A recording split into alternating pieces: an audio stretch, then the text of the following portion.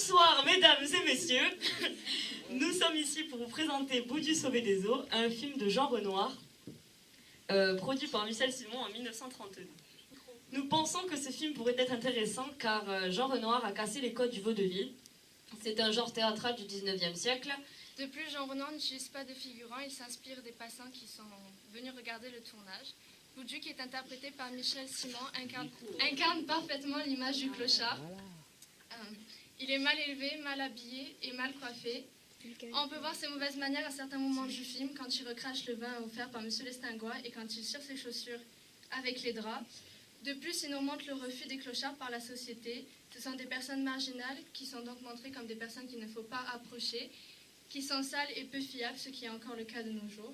C'est lui-même qui veut se mettre en dehors de la société, alors qu'on lui a donné une chance justement de sortir de la misère grâce à Monsieur Lestingois et Madame Lestingois.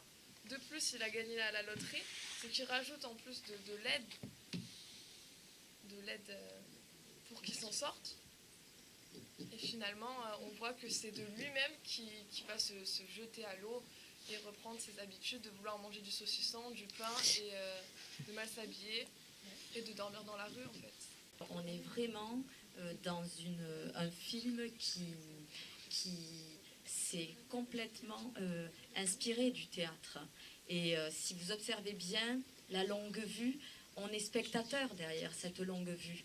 Dès le sauvetage, les badauds qui sont pris, qui sont filmés, sont déjà spectateurs de la noyade. Et en fait, si vous focalisez votre attention dessus, et le film est vraiment nourri de cette mise en scène permanente.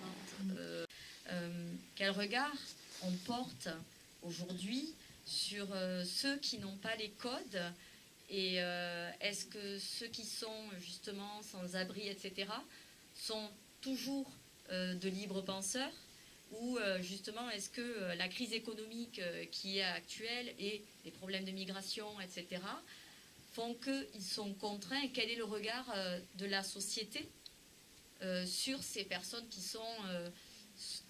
qui vivent dans la marginalité,